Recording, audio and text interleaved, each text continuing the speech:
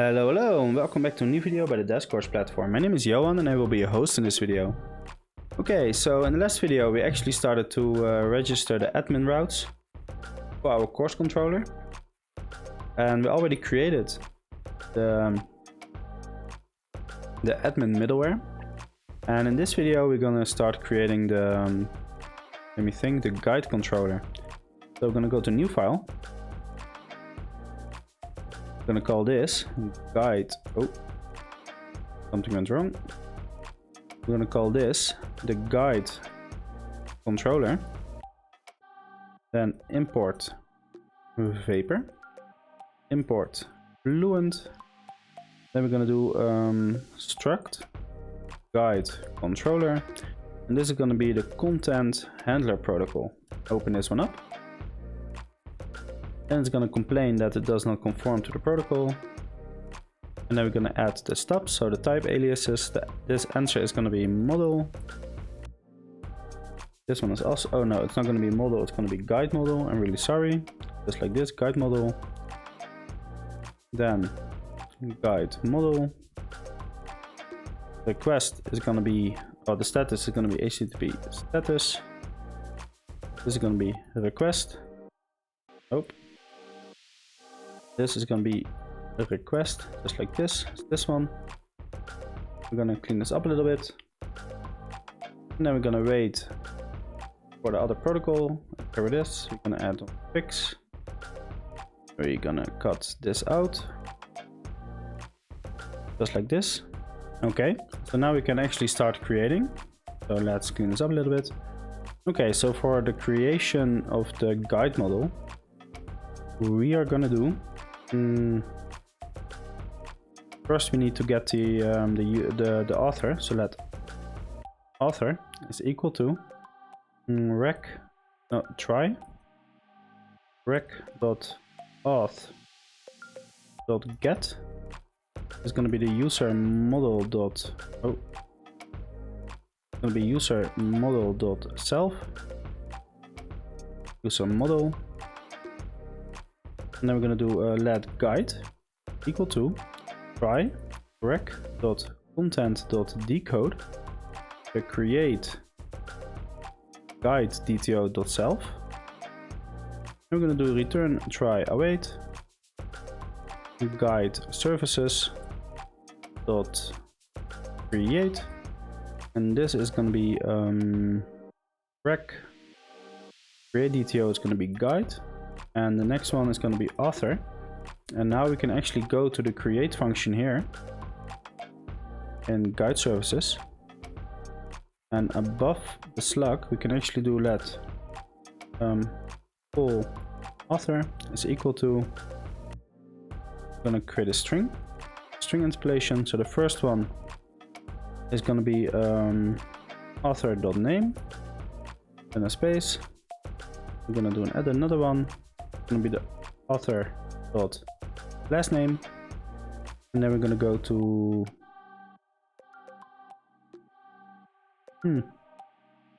wait a second, don't we have an authoring guide? Let me check really quick. Yeah, we do. Why, wait a second, did we forget to add this to the initializer? Go to initialize really quick.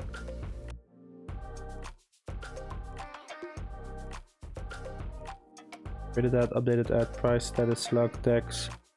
Oh, we forgot to add the author here. So we can actually do author. It's going to be a string.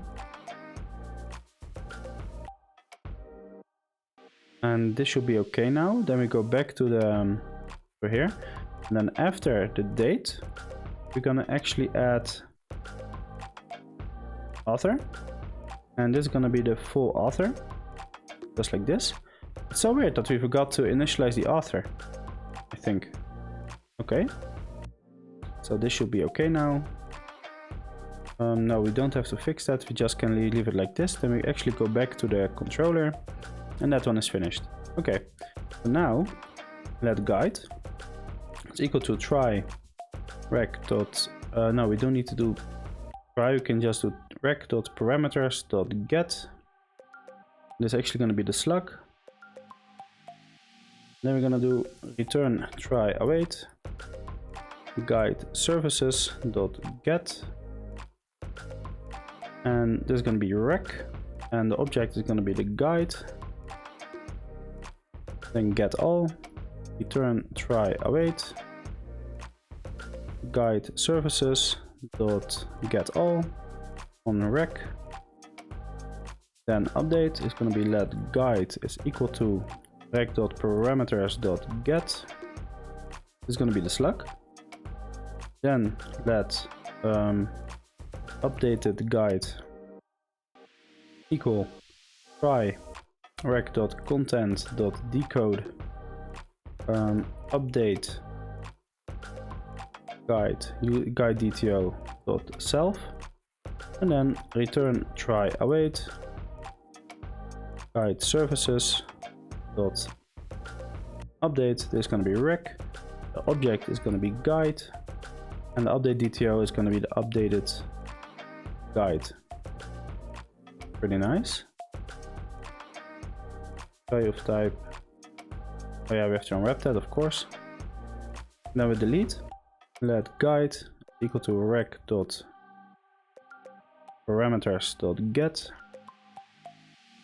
It's going to be slug. And then we're going to do let updated guide. No, we don't need to update the guide, we can just do return try await guide services dot delete on rec, and the object is going to be guide. We're going to force unwrap that because we have to make sure that there is a, oh yeah, we know we're going to have a guide, but that's okay, and we don't need to try here, we can just do rec.auth. Okay, that's pretty cool. So let me see. Okay, so let's register the guide. Then we go to our routes. Then we're gonna make a space. Then admin token outgroup.post. Then we're gonna create a string here. Routes enum.guides.raw value, and on there we're actually going to call first we have to register the guide controller. Let guide controller is equal to guide controller, and in here we're going to do guide controller dot create. Perfect. Then we're going to do the second one, that's going to get, so admin token group dot get. This is going to be backslash routes enum dot guides dot raw value, and comma, then we have another string, and this is actually going to be backslash route parameter dot slug dot raw value. And then last but not least, guide controller dot get, and admin token auth group dot get. This is gonna be the all, so routes enum dot guides dot raw value, and then we're gonna use guide controller dot get all, this one. And then we have admin token auth group dot patch. It's gonna be the routes enum dot guides dot raw value. Oh, we have to put this inside a string, otherwise this is not working. After that a comma, and then we need the slug again, right? So backslash routes parameter dot slug dot raw value, just like this. And here we have the guide controller dot update, and last but not least, admin token auth group dot delete backslash, oh no, first a string, backslash clouds enum dot guides dot raw value. After that, we're going to use the slug again. So this is going to be cloud parameter dot slug dot raw value, and then we're going to use guide controller dot delete. So I can actually quite understand that this sounds really boring, especially because we actually are doing a lot of stuff the same as in the last videos. But this is really necessary because without registering the controller or actually building the controller, we can't do anything with the information what we want to create, patch, update, or get, right? So just so you know, we only do this because we need to, okay? Don't forget. And now we have, we can create the next controller. New file. Let's do the article controller. Just like this. Import fluent. Import vapor. So I was just thinking about something, and I think we didn't really I don't think we actually implemented this, and we have to check this really quick. So first we're gonna fix the protocol here, and after that we're gonna check after that we're gonna check what I meant. So session model, perfect. And this is also gonna be session model. Request is gonna be request just like this. And this is gonna be HTTP status. And we have to wait till it complains about the rest. There it is. Boom. We can actually paste that there. So there is one thing I need to do really quick. Oh, I want to do really quick. So let's go to the article services, because we have here the author, right? And we actually want to send the author. We actually want to create the author. And we can actually do two things to make sure that the author is always the same as the guide. So we can actually say, like, we're going to take the author from the guide model, or we're actually going to add the guide model or an author ourselves, because the guide can have different kinds of authors, right? Let's keep it with the other one, because just in case, maybe Gabriel is going to write some articles for Devscorch Academy as well. And if he's gonna write it and me gonna write it and we're gonna use them in the same guide, it wouldn't be fair to put my name on it, but we have to put his name on it, okay? So let user equal to rec dot auth dot get. This is gonna be user model dot self.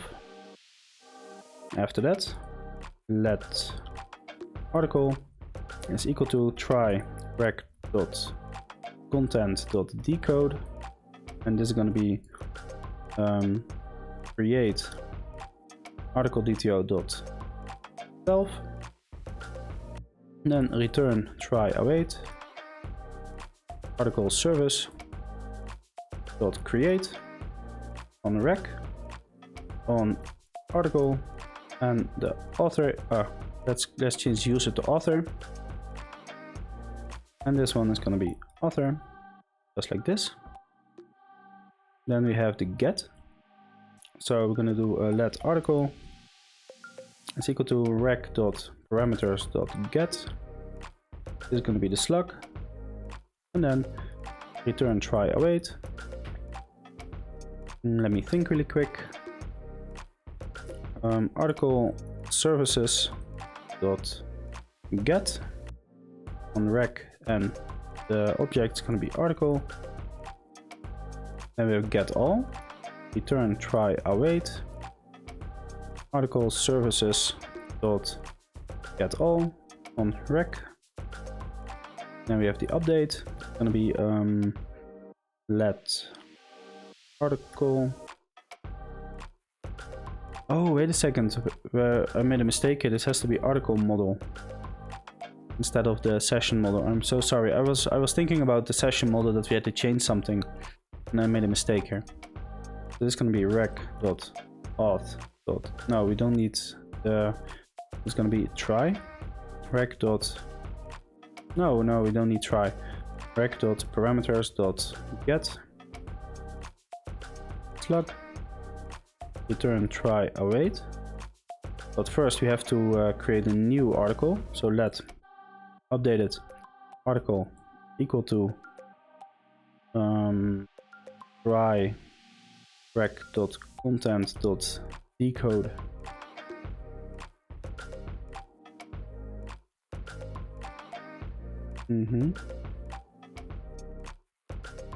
Oh yeah, of course we have to change this to article model as well, otherwise they will not stop complaining. This one as well, article model. Okay. So this is going to be update article dto.self, then return try await, article service dot update on rec. Object is going to be the updated article. No, object is going to be article, and this is going to be the updated article. Okay, so now the errors should disappear when they're gone. Then let article equal to rec.parameters.get is going to be the slug. So the reason why we actually are using the slug instead of the ID in here is actually because it's more the slug is actually more readable. So this actually means that when we want, I will show you this. Wait a second, let me finish this really quick. This article. So let's say we use the slug, right? When we use the slug, it looks like this.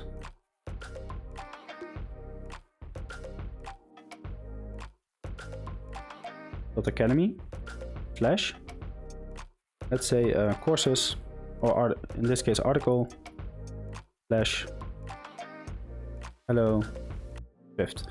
So this is what the URL looks like when we use the slug.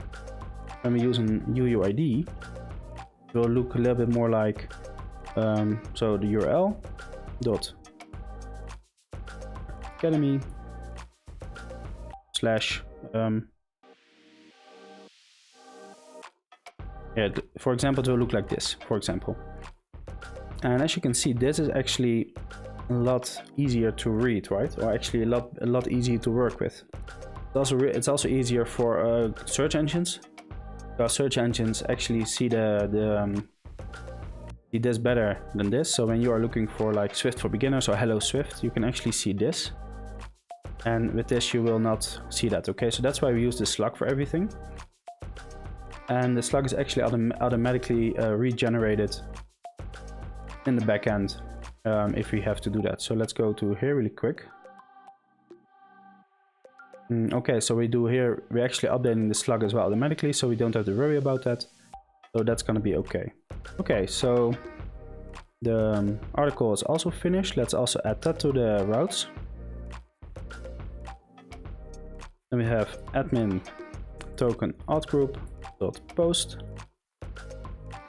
and a string routes enum dot articles dot raw value, and we can use first we have to register the article model, otherwise this is not going to work.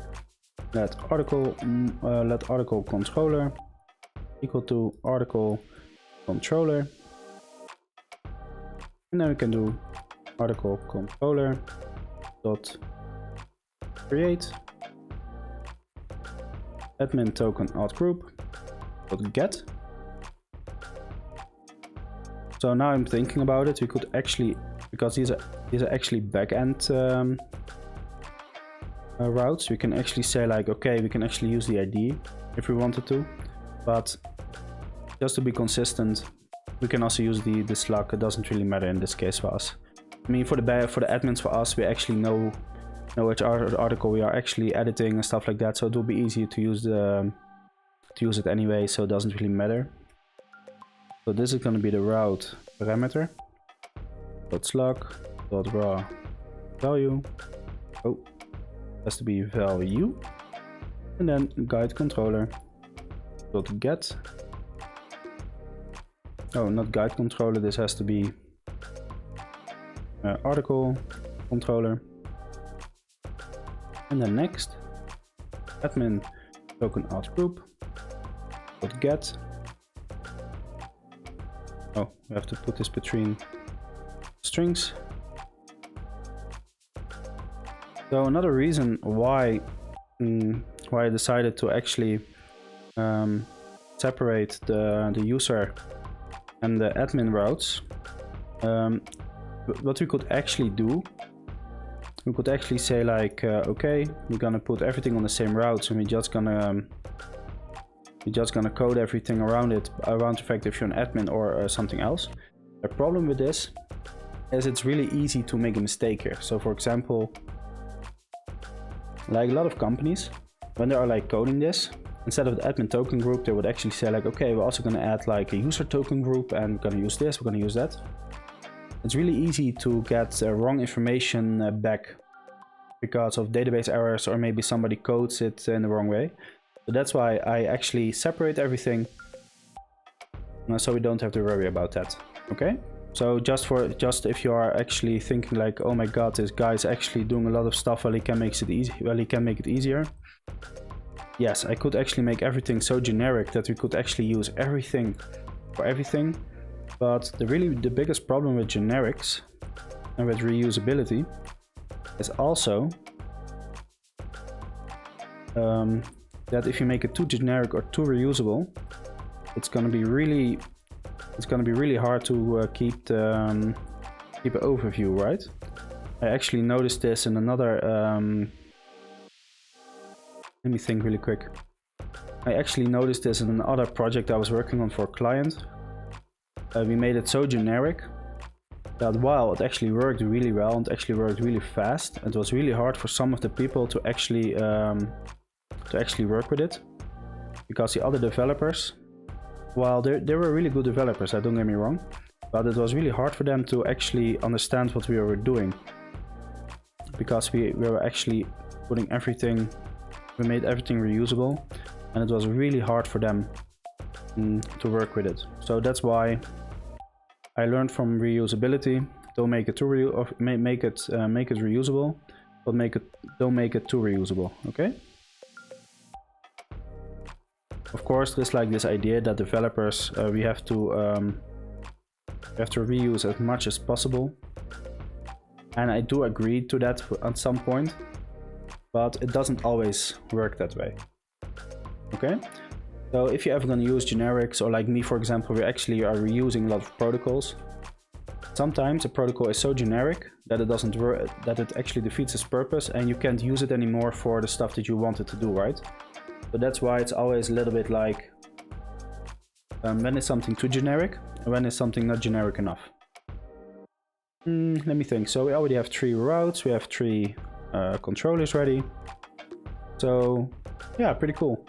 I'm gonna end this video. In the next video, we're actually gonna write the next 2 controllers, and we're actually gonna add them also to the routes.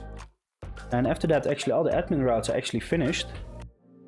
And then we can actually see if we can create some information, or to get some information. And we're gonna work a little bit with Postman. And after that, we're actually gonna build the user routes, where you can actually get like the information that you need, so like the courses, and we're actually gonna create the services for this as well. And then we actually have to look how we're gonna filter on the student or register type, but I'm sure we actually will figure that out eventually. Okay, so I want to thank you for watching this video. I hope you enjoyed it, and I hope that you learned something. If you have any questions, make sure to hit me up on Discord, or hit me up in the comments below, and I will be there to help you. So guys, thank you very much for watching, and I see you in the next video.